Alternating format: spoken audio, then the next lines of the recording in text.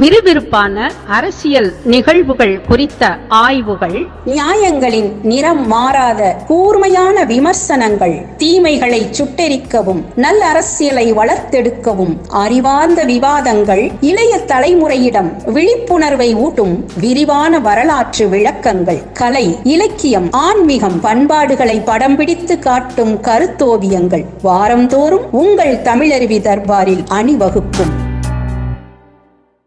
தமிழருவி தர்பார் நேயர்களுக்கு வணக்கம்.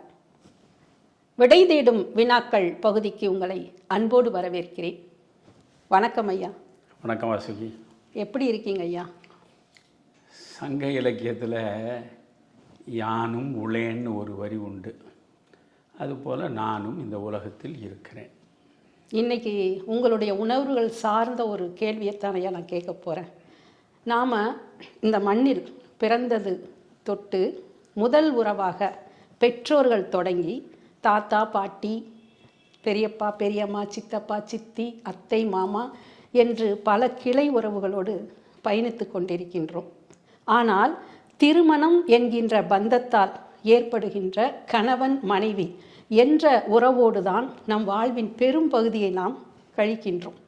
அப்படி இருக்கிற சூழலில் துரதிர்ஷ்டவசமாக கணவன் மனைவியையோ அல்லது மனைவி கணவனையோ இழக்கும் நிலை ஏற்படுகிறது.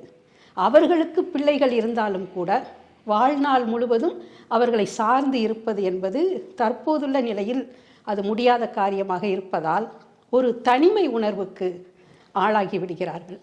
இந்த தனிமை உணர்வு அதிகம் பாதிப்பது பெண்களையா அல்லது ஆண்களையா? இந்த தனிமை உணர்விலிருந்து விடுபடுவதற்கு என்ன செய்ய வேண்டும்? இந்த கேள்வியை நான் குறிப்பாக உங்களிடம் கேட்பதற்கு காரணம், இப்போதுதான் உங்கள் மனைவியை நீங்கள் சமீபத்தில் இழந்திருக்கிறீர்கள். உங்களுக்கும் அந்த தனிமை உணர்வு என்பது துயரத்தை கொடுக்கும் தான். அதிலிருந்து நீங்கள் எப்படி உங்களை தேற்றிக்கொண்டு அன்றாடம் நாட்களை கடத்தி கொண்டிருக்கிறீர்கள்? பார்மகளே பார் படத்தில் கண்ணதாசனுடைய ஒரு அற்புதமான பாடல் உண்டு. பார்மகளே பார் என்று தான் அந்த பார்மகளே பார் என்ற பாடலில் ஒரு அற்புதமான 2 வரிகளை கண்ணதாசன் எழுதியிருப்பார். தந்தை வாழ்வு முடிந்து போனால் தாயின் மஞ்சள் நிலைப்பதில்லை, தாயின் வாழ்வு மறைந்து போனால் தந்தைக்கென்று யாரும் இல்லை.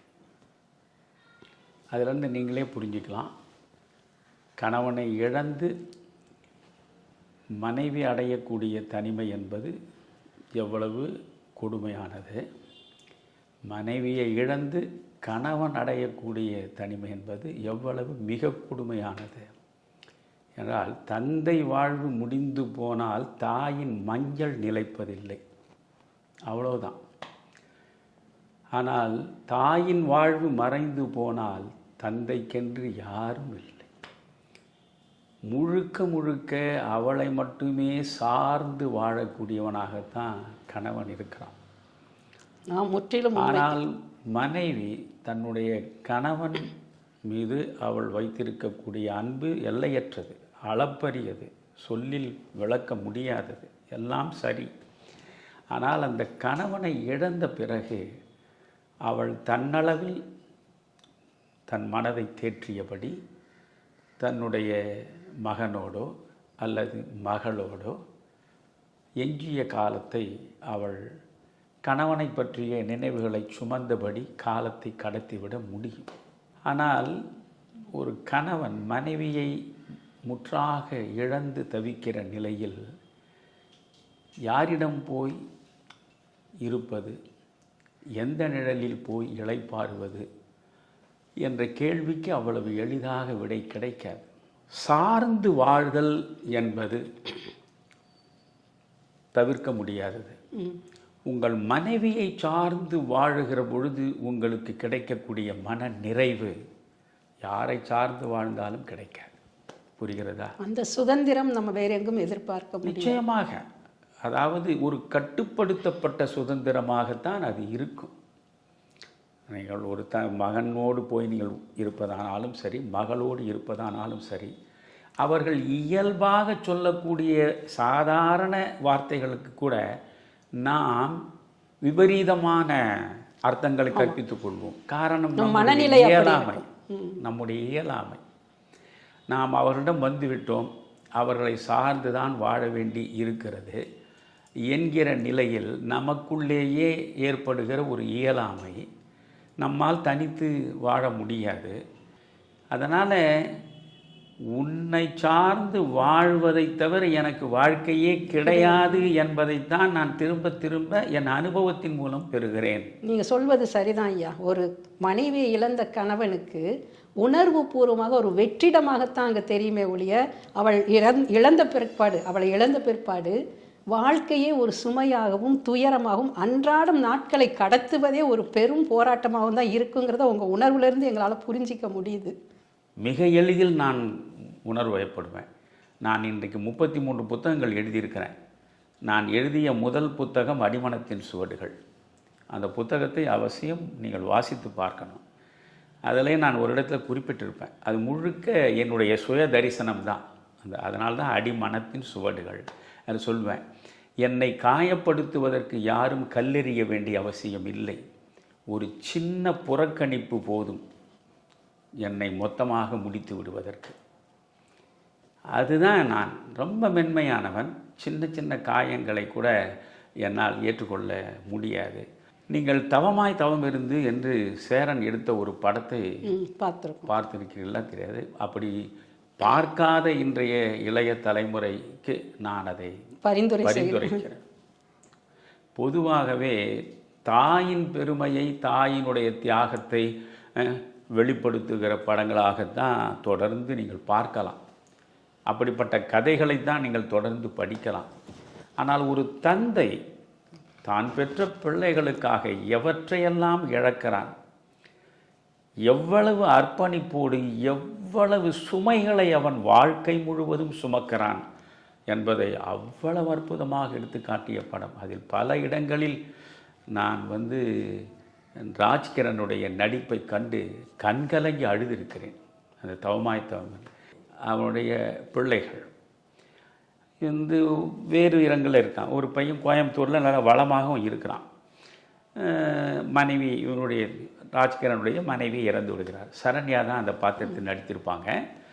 அப்பா நான் நல்லா இருக்கேன், நீங்கள் இருப்பதில் எனக்கு எந்த சுமையும் இல்லை, நீங்கள் வாங்க போகலாம் அப்படின்னும் பொழுது, இல்லைப்பா, இவ்வளவு காலம் நான் இந்த வீட்டில் என் மனைவியோடு வாழ்ந்திருக்கிறேன்.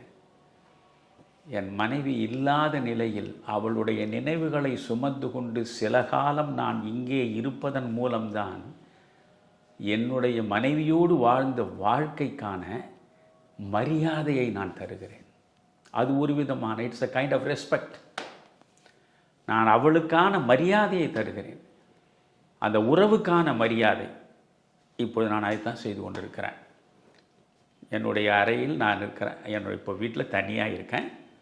என் மனைவியுடைய படம் இருக்கிறது.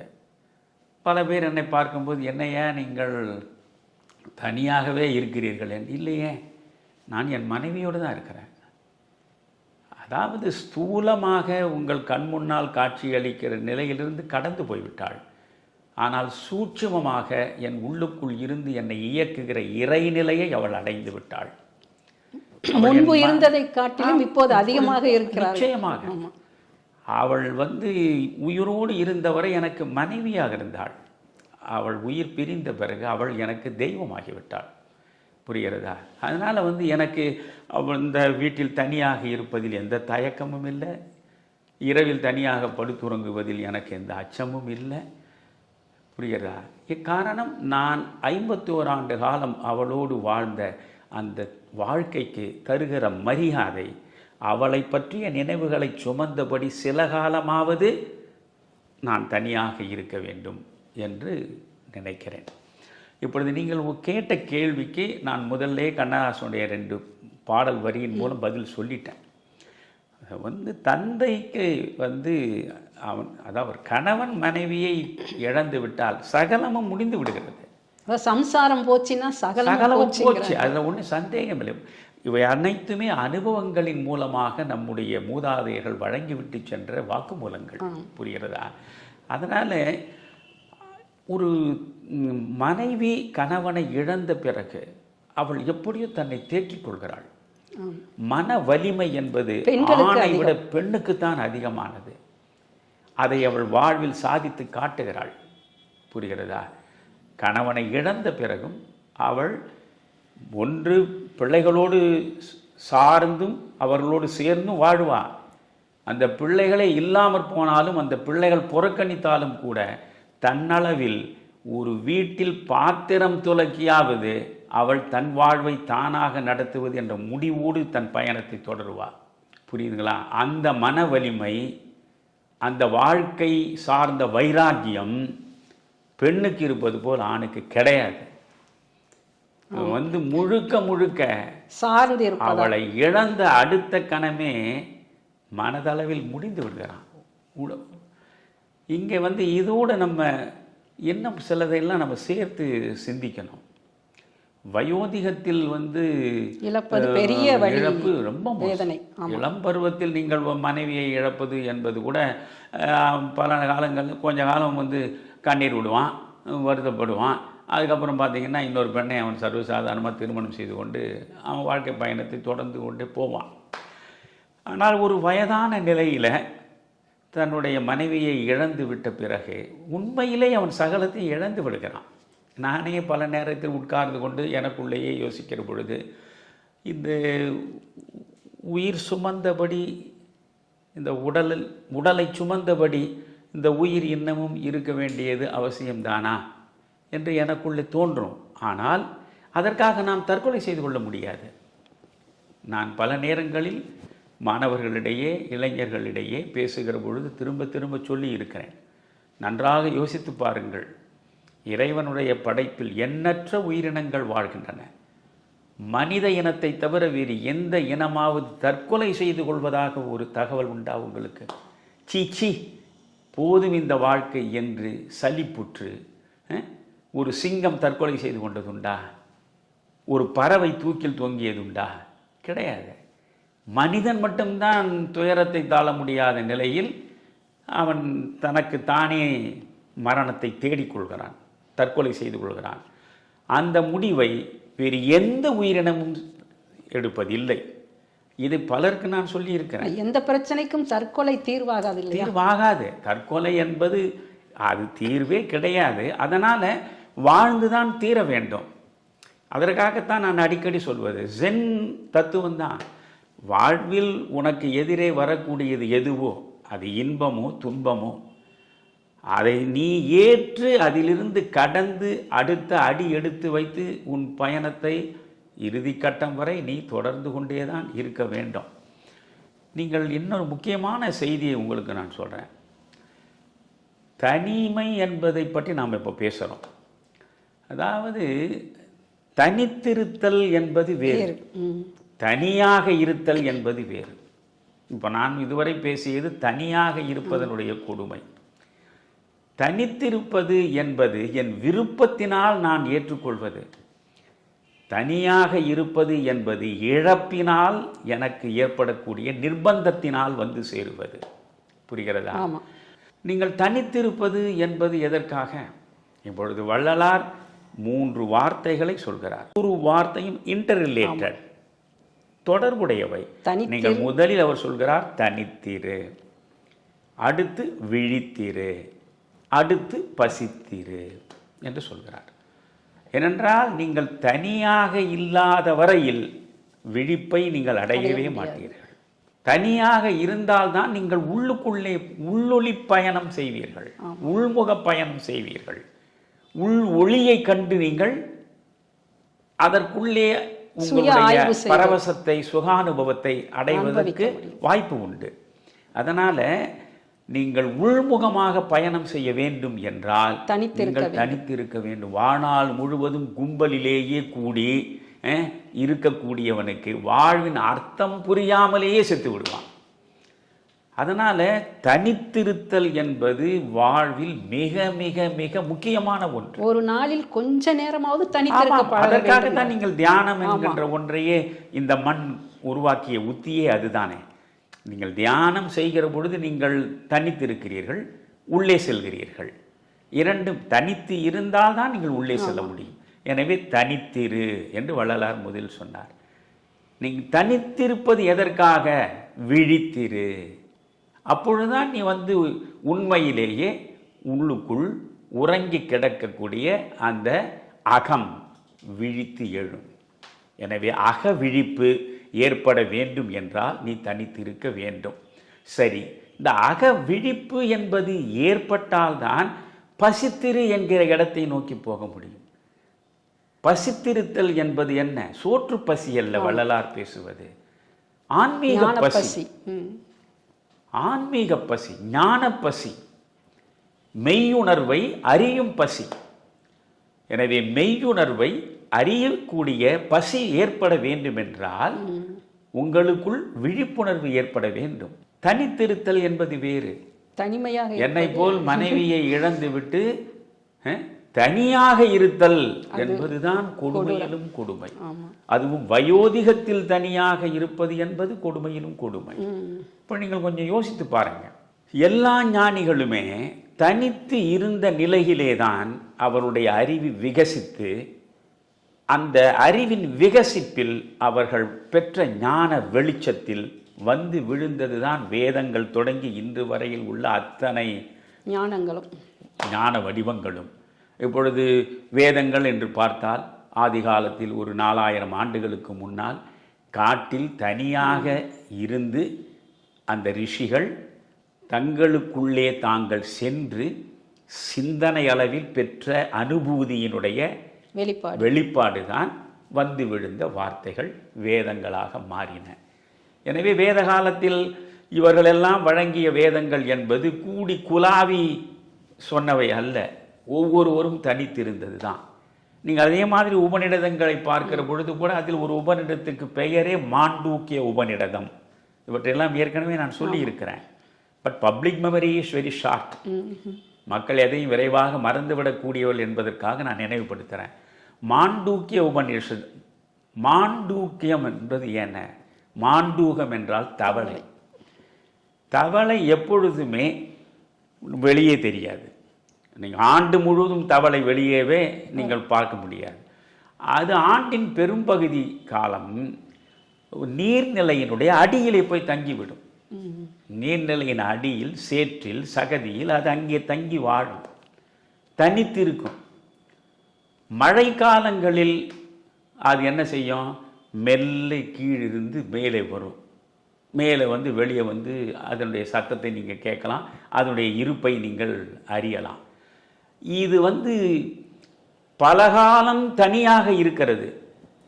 தனியாக இருந்துவிட்டு பிறகு அது வெளியே தன்னை இனங்காட்டுகிறது. அப்படித்தான் இந்த ரிஷிகள் மனித நாற்றமே இல்லாத அடர்ந்த கானகத்திற்குள்ளே சென்று சேர்ந்து விடுகிறார்கள். தங்களை தாங்களே தனிமைப்படுத்திக் கொள்கிறார்கள். நீண்ட காலம் அவர்கள் ஞான தவம் இயற்றுகிறார்கள். ஞான தவம் இயற்றுவதன் விளைவாக அவர்கள் உள்முக பயணத்தில் ஈடுபடுகிறார்கள். உள்முக பயணத்தின் மூலம் அவர்களுடைய அறிவு விகசிக்கிறது. அந்த அறிவின் விகசிப்பில் உங்களுக்கு வாழ்வின் பேருண்மைகள் புலப்படுகின்றன. அந்த பேருண்மைகள் தான் இறை வாக்கியங்களாக அவருடைய அனுபூதியின் மூலம் நமக்கு சேருகின்றன. எனவே இது நீண்ட காலம் கானகத்திற்குள்ளே போய் தனிமைப்படுத்தி கொண்டு பிறரோடு சேராமல் அவர்கள் தனியாகவே சிந்தித்து அவர்கள் பெற்ற அனுபூதியின் விளைவாக அடைந்த அனுபவங்களை, ஞானத்தை பிறகு வெளியே அவர்கள் வெளிப்படுத்துகிறார்கள். இல்லையா? தவளை உள்ளே இருந்து பலகாலம் இருந்து பிறகு வெளியே அது கத்துவதை போல இவர்கள் தனியாக பலகாலம் இருந்து உள்ளுக்குள்ளே சென்று அதன் பிறகு வெளியே இவர்கள் பேசுகிறார்கள் என்கிற போது மாண்டூகம் போன்றுதான் அவர்கள் இருக்கிறார்கள். அதனால் அந்த உபநிடதம் மாண்டூக்கிய உபநிடதம் என்று பேசப்படுகிறது. ஆக ரிஷிகள் என்று எடுத்துக்கொண்டாலே அவர்கள் அத்தனை பேரும் தனியாக இருப்பவர்கள் தான். நீங்கள் மகாபாரதத்தில் பார்த்தால் ஒரு ரிஷி, அதாவது ஒரு முனிவன், ஒரு துறவி, எப்படி வேண்டாலும் எடுத்துக்கொள்ளுங்கள், அவனுக்கு மிக முக்கியமான இலக்கணங்கள் 5 என்று பேசுகிறது. மிக முக்கியமானது. அதனால்தான் நான் இப்பொழுது இருக்கிற எந்த சாமியாரையும் நம்புவது கிடையாது. ஏனென்றால் ஒரு 3000 ஆண்டுகளுக்கு முன்னால் மகாபாரதம் ஒரு சாமியாருக்கான இலக்கணத்தை சொல்கிறதே, அந்த இலக்கணத்தின்படி இன்றைக்கு ஒரு மனிதனும் கிடையாது. அதில் முதலில் அவன் சொல்வதே ஒரு துறவி தனித்திருத்தல், தனிமை முதல் இலக்கணம். அவன் எப்பொழுதும் தனியாகத்தான் இருக்க வேண்டும். துறவி கும்பலோடு கூடியிருக்கலாகாது. துறவி கும்பலோடு கூடியிருக்கலாகாது. கூடியிருந்தால் அவர் துறவி இல்லை. முதல் இலக்கணம் தனித்திருக்க வேண்டும். இரண்டாவது, அவர் கையில் ஓடு என்கிற ஒன்றை தவிர வேறு எந்த உடைமையும் இருக்கக்கூடாது. ஓட்டை தாண்டி ஒரு உடைமை இருந்தால் அவர் துறவி என்கிற இலக்கணத்திற்கு உட்பட மாட்டார். ஆக ஒன்று தனிமை, இரண்டாவது ஓடு, மூன்றாவது அவர் உடுத்துவது கந்தை. கந்தை புத்தரே தொடக்க காலத்தில் தன்னிடம் வந்த சீடர்களை அவர் மயானத்திற்கு சென்று மயானத்தில் கழற்றி எறியப்பட்ட அந்த ஆடைகளை எடுத்து உடுத்துங்கள் என்று தான் சொல்லியிருக்கிறார். ஏனென்றால் இந்த மயானங்களில் போய் அங்கே களைந்தெறியப்பட்ட அந்த ஆடைகளை உடுப்பதன் மூலம் உன் வாழ்வு நிலையற்றது. அந்த மயானத்திற்கு செல்லக்கூடிய நிலையில் இடையே உன் வாழ்வு நடந்து கொண்டிருக்கிறது. இந்த வாழ்க்கை என்கிற பிரவாகத்தில் நீங்கள் ஓடிக்கொண்டே இருக்கிறீர்கள். நீங்கள் பற்றற்றவராக இருக்க வேண்டும் என்பதற்காக அவர் இதை வற்புறுத்துகிறார். பிறகு அதிலிருந்து அவர்கள் மாறி அவர்கள் மஞ்சள் உடை உடுத்த தொடங்கினார்கள் என்று வைத்துக் கொள்ளுங்களேன். அதாவது புத்தர் காலத்திலிருந்தே அவர் வகுத்த அத்தனை நெறிமுறைகளும் கொஞ்சம் கொஞ்சமாக மாறின. அதனால்தான் ஹீனயானம் மகாயானம் என்றெல்லாம் 2 பிரிவுகள் வந்து சேர்ந்தான். இப்போ அதை பற்றி விளக்கம் இல்லை. புத்தரை எடுத்துக்கொண்டாலும் புத்தர் 6 ஆண்டு காலம் அவர் கானகத்தில் இருந்தார். அரண்மனையை விட்டு போய் உலக மக்களின் துன்பத்திற்கான அடித்தளம் எது என்று கண்டறிய வேண்டும் என்று அவர் நினைத்தார். அதற்காக கானகத்திற்கு சென்றார். கானகத்தில் போய் அவர் கடுந்தவம் இயற்றுகிறார். கடுந்தவம் இயற்றுகிற பொழுதும் அவரோடு 5 பேர் சேர்ந்து, உருவேலா காட்டில் அவர் உலவுகிற பொழுது அவரோடு 5 பேர் இருக்கிறார்கள். அந்த 5 பேரோடும் அவர் இருக்கிற வரையில் அவர் ஞானம் பெறவில்லை, புத்தனாகவில்லை, சித்தார்த்தனாகவே தான் இருந்தார். உயிர் போகக்கூடிய நிலையில் இந்த உயிர் உடம்பில் இருந்தால்தானே நாம் தேடுகிற உண்மையை கண்டெடுத்து உலகத்திற்கு உணர்த்த முடியும். எனவே உயிர் போகக்கூடிய நிலையில்தான் அவர் கொஞ்சம் உணவை ஏற்றுக்கொள்கிறார். அவர் உணவை ஏற்று உயிர் வாழத் தொடங்குகிற பொழுது அதிலே கருத்து முரண்பட்டவர் 5 பேரும் அவரிடம் வந்து விலகி விடுகிறார்கள். பிறகுதான் அவர் அரச மரத்தடியில் வந்து அமர்ந்தார். அந்த கதையை முழுவதுமாக சொல்வதென்றால் நீளும். அது அங்கே உட்கார்ந்த பிறகுதான் அவருக்கு போதம் கிடைக்கிறது. போதம் என்றால் ஞானம். போதத்தை அடைந்தவன் புத்தன். எனவே இந்த ஞானம் அவர் எப்பொழுது அவருக்கு வந்து சேருகிறது? தனித்திருக்கும் போது. இந்த 5 பேரும் அவரிடமிருந்து அகன்று இவர் தனித்து ஒரு மரத்தடியில் அமர்ந்து இவருக்குள் முகமாக சென்ற பிறகுதான் அவருக்குள்ளேயே அந்த ஞானம் கனிகிறது. அதே மாதிரி ஒரு 2600 ஆண்டுகளுக்கு முன்னால் இருந்த மிக தொன்மையான சமயங்கள் ஒன்றாக கருதப்படுவது இந்த பாரசீகர்களுடைய மதம், ஜொராஸ்ட்ரியம் என்று சொல்வார்கள். அதை உருவாக்கிய ஒரு ஜொராஸ்டரர். இந்த ஜொராஸ்டரர் 30 வயது வரையில் தனிமைப்பட்டு தனியாகவே இருந்து சிந்தித்து அவர் பெற்ற உள்ளுணர்வின் அடிப்படையிலே தான் பிறகு வெளியே வந்து அவர் ஒரு புதிய சமயத்தையே உருவாக்குகிறார். எனவே அவரும் அங்கே தனித்து தான் இருந்திருக்கிறார். மகாவீரரும் சில காலம் தனித்து தான் இருந்திருக்கிறார். நீங்கள் வந்து இயேசு கிறிஸ்துவையே நீங்கள் பார்த்தாலும் கூட அவர் இளமை காலத்தில் இருந்து கடைசியாக ஒரு 30 வயது வரையில் அவர் வாழ்க்கை என்ன என்று யாருக்கும் பெரிதாக தெரியாது. அதை பற்றி பலவிதமான கணிப்புகள் இருக்கின்றன. காஷ்மீருக்கு வந்து காஷ்மீரிலே கூட அவர் நீண்ட காலம் இருந்து இங்கே தனிமை தவம் புரிந்து பிறகு சென்றார் என்றும் ஓஷோ குறிப்பு எழுதுவார். இப்பொழுதும் காஷ்மீரில் இயேசு வந்து தங்கிய இடம் இருக்கிறது என்றெல்லாம் அவர் குறிப்பிடுகிறார். ஆக அவரும் தனிமையில் இருந்தவர் தான்.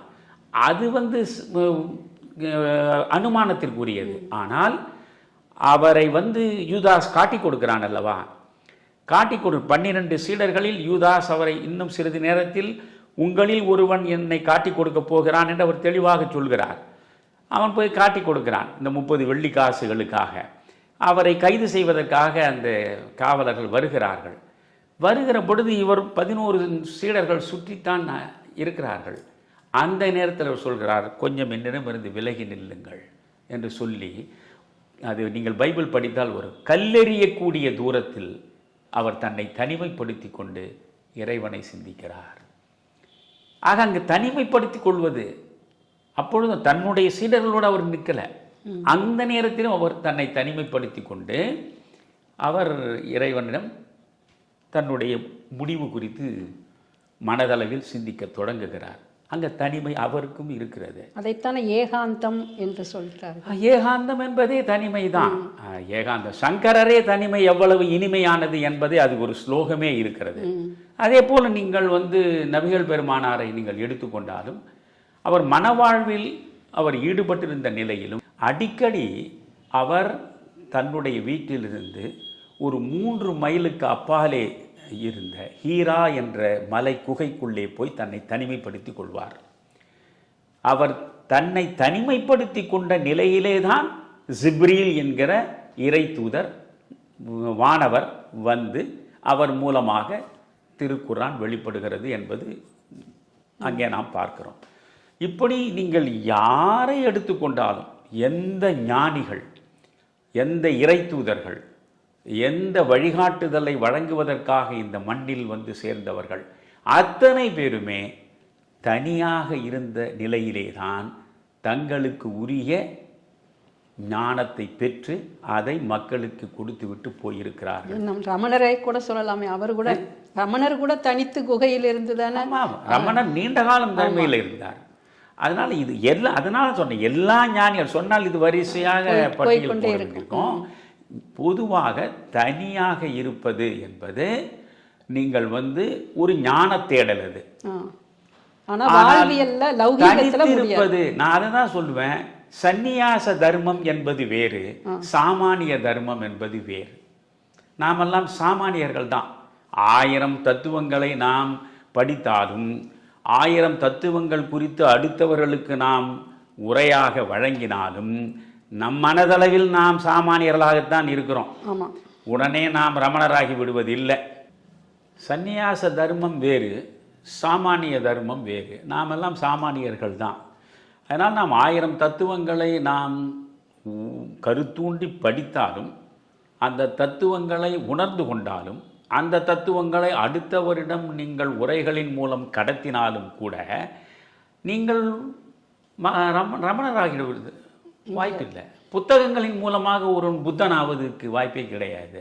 புரிகிறதா? நான் என்ன சொல்கிறேன், நாம் சாமானியர்கள். இப்போ நான் நம்மாழ்வாரை படிக்கிறேன். இப்போது என் மனைவியை இழந்த நிலையில் நான் தனிமையில் எவ்வளவு கொடுமைகளை அனுபவிக்கிறேன் என்பது எனக்கு தான் தெரியும். ஆனால் நான் படிக்கிறேன். அற்றது பற்றேனின் உற்றது வீடு. ஆஹா, என்னம்மா நம்மாழ்வார் சொல்லியிருக்காரு. அற்றது பற்றேனின் உற்றது வீடு. பற்றுக்களிலிருந்து நீ விடுபட்டு விட்டால் நீ பேரின்ப நிலையை அடைகிறாய், வீடு பேரை நீ அடைந்து விடுகிறாய் என்று அவர் சூத்திரம் போல் சுருக்கமாக சொல்லி இருக்கிறார்.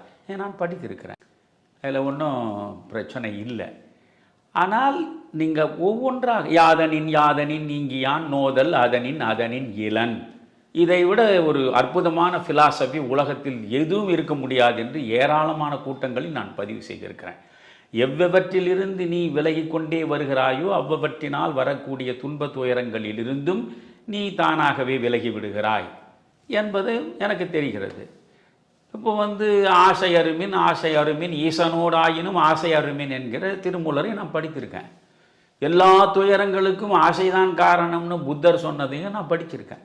ஆனாலும் இந்த வயோதிகத்தில் நான் தனியாக இருக்கிற நிலையில், அதைத்தான் நான் சொன்னேன், நானாக விரும்பி தனிமைப்படுவது என்பது வேறு, என் மீது திணிக்கப்படுகிற தனிமை என்பது வேறு. இப்பொழுது என் மீது திணிக்கப்பட்டிருக்கிறது தனிமை. ஆக இந்த தனிமையிலிருந்து நான் விடுபட வேண்டும். இப்பொழுது இந்த பார்க்கக்கூடியவர்களுக்கு நான் சொல்ல விரும்புகிற செய்தி இதுதான் முக்கியமானது. ஏனென்றால் இது அனுபவத்தின் மூலமாக சொல்லுகிறேன். எப்பொழுதுமே மற்ற பாடலாசிரியர்கள் பாடிய பாடல், எழுதிய பாடலை விட கண்ணதாசனுடைய பாடலுக்கு மட்டும் ஏன் அதிக அழுத்தத்தை நாம் காண முடிகிறது? அனுபவத்தின் வெளிப்பாடு தான். அதுபோல் இப்போ சொந்த அனுபவத்தில் தான் சொல்கிறேன். இப்பொழுது என்னுடைய மனைவியின் மீது எல்லையற்ற அன்பு கொண்டவனாக இருந்தேன். அவள் இல்லாத ஒரு வாழ்க்கையே கிடையாது என்ற நிலையில் தான் இருந்தேன். நான் போன பதிவில் கூட போட்டிருக்கிறேன், அந்த ஷெல்லி சொன்ன மாதிரி ஸ்பிரிட் ஆஃப் லைஃப் என்பதே அவள் தான். அவளை இழந்த பிறகு எனக்குள் இருந்த அந்த உயிர் சக்தி போய்விட்டது என்றும் நான் சொல்லியிருக்கிறேன். சரி, அதனால் நான் அப்படியே முடங்கி ஒடுங்கி என் வாழ்வை முடித்து கொள்ளக்கூடுமா என்றால், இதுவரையில் நான் படித்தது, அந்த படிப்பின் மூலமாக நான் பெற்ற அறிவு 10 காசுக்கு பயனில்லை என்று தான் பொருள்படும், இல்லையா? அதனால் இப்போ நான் என்ன செய்ய வேண்டும்? முதலில் என் தனிமையிலிருந்து நான் விடுபட வேண்டும். தனிமை மிக மிக மோசமானது. அதிலிருந்து நான் விடுபட வேண்டும் என்றால், எனக்கு இறைவன் கொடுத்த பெரிய வரம். இப்பொழுது நீங்கள் மனிதர்களையே பாருங்கள். 3 வகை மனிதர்களைத்தான் நீங்கள் சமூக வீதிகளில் சந்திக்க முடியும். ஒன்று இறந்த காலத்திலேயே நின்றுவிட்ட மனிதர்கள், இன்னொன்று எதிர்கால கற்பனைகளில் மட்டுமே சிறகடித்து பறக்கக்கூடிய மனிதர்கள். இந்த 2 வகை மனிதர்கள் தான் ஏராளமாக இருக்கிறார்கள். ஆனால் நிகழ்காலத்தில் நின்றபடி, நிகழ்காலத்தில் இருக்கக்கூடிய வாழ்வை அணு அணுவாக ரசித்து வாழக்கூடிய நிகழ்கால மனிதர்கள் மிக மிக குறைவு. இப்பொழுது நான் இறந்த கால மனிதனாக நேற்று வரை இருந்து இப்பொழுது நான் நிகழ்கால மனிதனாக மாறி இருக்கிறேன்னு வைத்துக் கொள்ளுங்களேன். அப்போது இதுக்கு என்ன பண்ணணும்? முதலில் என்னை நான் தனிமையிலிருந்து விடுவித்துக் கொள்ள வேண்டும். நான் வாசிக்கிறேன். நான் என் மகள் என்னிடம் பேசிக்கொண்டது போது நான் சொன்னேன், my constant companion is my book. அதுதான் கான்ஸ்டன்ட் கம்பேனியன், எப்பொழுது நிலையான தோழன் அது. அந்த புத்தகம் புறம் பேசாது. நீங்கள் மனிதர்களோடு பழகினீங்கன்னா மனிதர்கள் முன்னே ஒன்று பேசுவார்கள், பின்னே ஒன்று பேசுவார்கள். புத்தகம் எப்பொழுதும் புறம் பேசப்போவது இல்லை. அதனால் புத்தகத்தோடு பழகுவது என்பது ரொம்ப அற்புதமான விஷயம். ஈரோடு தமிழ் அன்பன் ஒரு அழகான கவிதை எழுதியிருப்பார். 10 பறவைகளோடு சேர்ந்து நீங்கள் பயணித்தால் 11வது பறவையாக முடியாது. 10 நதிகளோடு சேர்ந்து நீங்கள் நடந்தால் 11வது நதியாகவும் நீங்கள் மாற முடியாது. ஆனால் 10 புத்தகங்களோடு சேர்ந்து நீங்கள் பயணித்தால் நீங்களே 11வது புத்தகமாகிவிட முடியும் என்பார். அதனால் வாசிப்பு என்பது ரொம்ப பெரிய வரம். அதை இறைவன் எனக்கு ஆதிநாள் தொட்டே வழங்கி இருக்கிறான். அதனால் இப்பொழுது நான் ஏற்கனவே என் மனைவி இருக்கிற பொழுதே ஒரு நாளில் 10 மணி நேரம் குறையாமல் வாசிப்பேன். இப்பொழுது 10 மணி நேரத்துக்கு மேலே வாசிக்கிறேன். அப்போ எனக்கு அந்த தனிமை சார்ந்த துயரம், அதனுடைய வலி, இவற்றிலிருந்து என்னை புத்தகம் வெளியே கொண்டு வந்து விடுகிறது.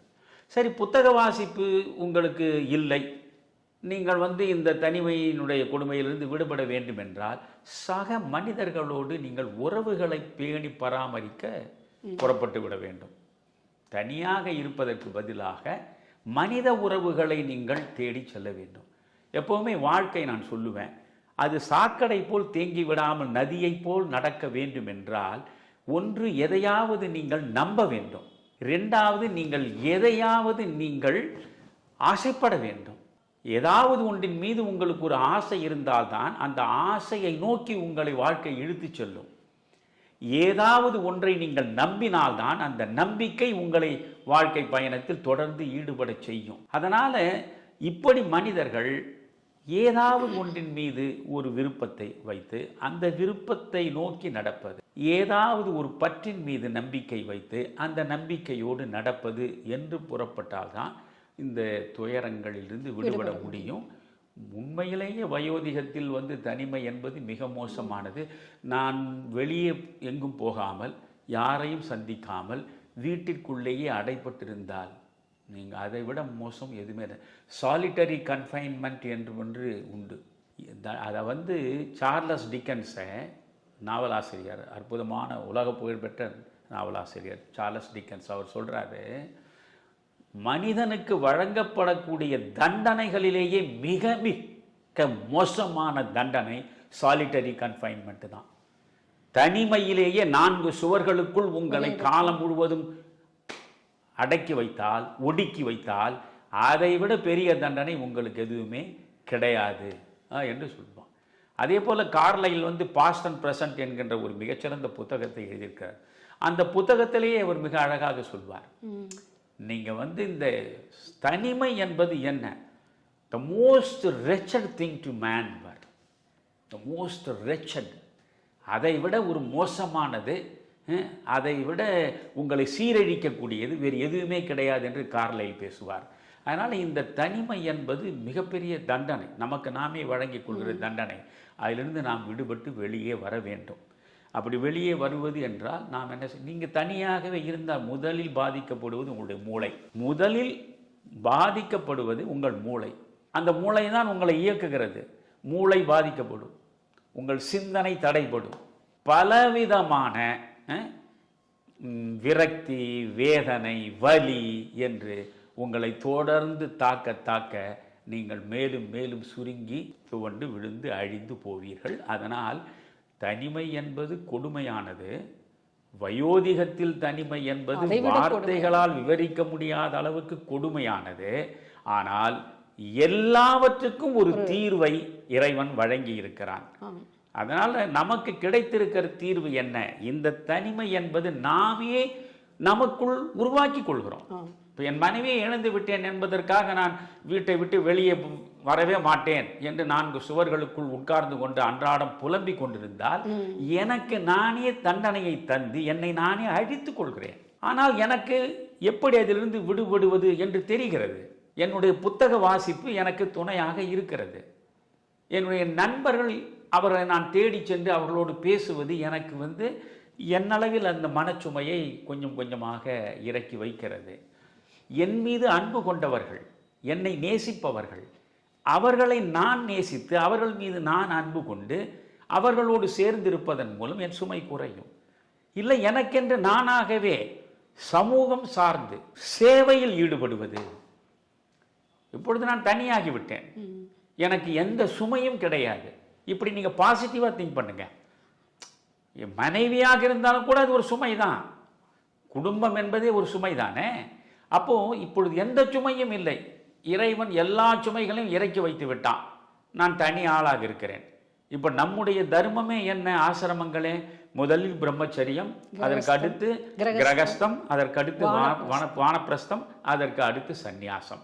பிரம்மச்சரியம் கற்கும் பருவம், கிரகஸ்தம் இல்லறத்தில் ஈடுபட்டு மனைவியோடும் மக்களோடும் வாழும் பருவம். பிறகு வானப்பிரஸ்தம் என்பது 40 வயது ஆகிற நிலையில் உங்கள் பிள்ளைகளுக்கான கடமைகளை எல்லாம் முடித்துவிட்டு உங்கள் மனைவியோடு மட்டும் நீங்கள் புறப்படுவது. மற்ற உறவுகள் எல்லாம் தவிர்த்து விட வேண்டும். தவிர்க்கவே முடியாத உறவு இந்த மனைவி தான். அவள் தான் காலம் முழுவதும் உங்களை நம்பி கரம் பிடித்து உங்கள் பாதையில் பின்னாலேயே வரக்கூடியவள். அவளை பழியிரண்டு விட்டு விட்டு போக முடியாது. எனவே அந்த இடம்தான் வானப்பிரஸ்தம், மனைவியோடு செல்வது. ஒரு கட்டத்தில் மனைவி கண்மூடி விடுகிறாள் என்றால் அடுத்த கட்டத்தில் சந்நியாசம், 4வது ஆசிரமம். இப்பொழுது எனக்கு இறைவன் தானாக அந்த 4வது ஆசிரமத்தை தந்து விட்டான். அப்போ 4வது ஆசிரமம் என்பது என்ன? சந்நியாசம். சந்நியாசம் என்பது என்ன?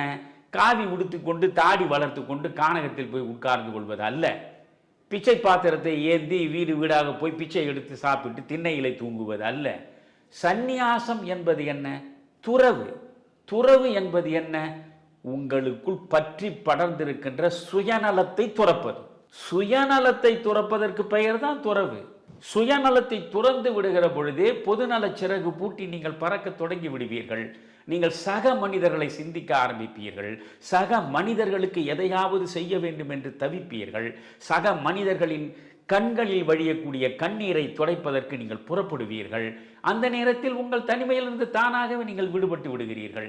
எனவே என்னை பொறுத்தவரையில் நான் சொல்கிறேன், வயோதிகத்தில் தனிமை என்பது கொடுமைதான். ஆனால் கொடுமை என்பதற்காக நீங்கள் மூலையில் முடங்கி முகாரி ராகம் வாசிக்கலாகாது. அதை தூக்கி எறிந்துவிட்டு நாம் துள்ளி எழ வேண்டும். ஒன்று வாசியுங்கள். பகத்சிங் தூக்கில் தொங்குகிற அந்த கடைசி நொடி வரை வாசிக்கவில்லையா லெனினுடைய புத்தகத்தை? அதனால வாசியுங்கள். வாசிக்க வாசிக்க அறிவு விரியும் இல்லையா? அரிதோறும் அறியாமை அகலும். எனவே வாசியுங்கள். வாசிக்க முடியாவிட்டால் சக மனிதர்களை நேசியுங்கள். அந்த நேசத்தோடு அவர்களிடம் சென்று சேருங்கள். இந்த சமூகம் குறித்து சிந்தியுங்கள். சமூக நலனுக்காக எஞ்சி இருக்கிற வாழ்வை அர்த்தபூர்வமாக அர்ப்பணித்து விடுங்கள். இதைத்தான் என்னால் சொல்ல முடியும். ஐயா, இப்போ இழப்பு என்பது ஒரு ஆணுக்கும் சரி பெண்ணுக்கும் சரி ஒரே உணர்வைத்தான் கொடுக்கும்.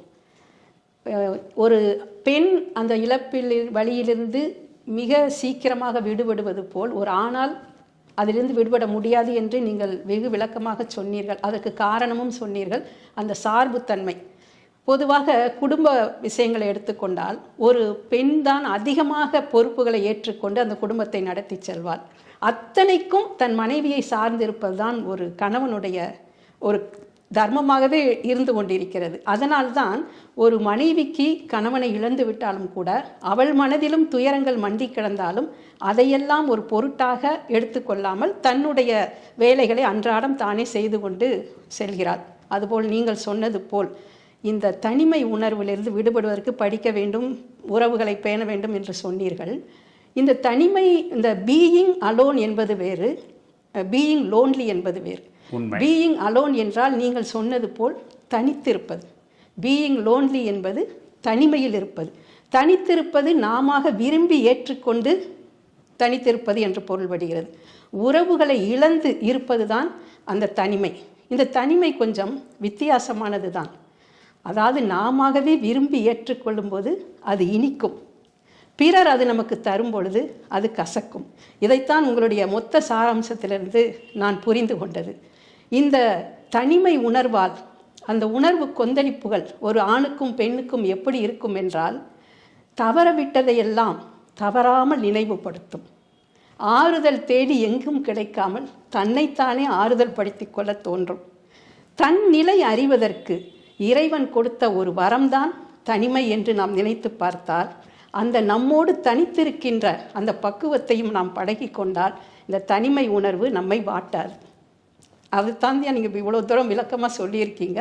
இந்த தனிமையிலிருந்து விடுபடுவதற்கு நீங்கள் சொன்ன கருத்துக்களை எல்லாம் இதை பார்த்து கொண்டிருப்பவர்கள் அதை தங்கள் வாழ்க்கையில் கடைப்பிடித்தால் தனிமை என்பது நாமளாகவே ஏற்படுத்தி கொள்வதுதானே அன்றி தானாக வந்து சேர்வதில்லை. எல்லாவற்றிற்கும் நம் மனம்தான் காரணம். மனம் நினைத்தால் அது இன்பமானது, மனம் நினைத்தால்தான் அது துன்பமாகவும் இருக்கும். எனவே மிக்க நன்றி ஐயா, வெகு சிறப்பாக விளக்கங்கள் கொடுத்தீர்கள்.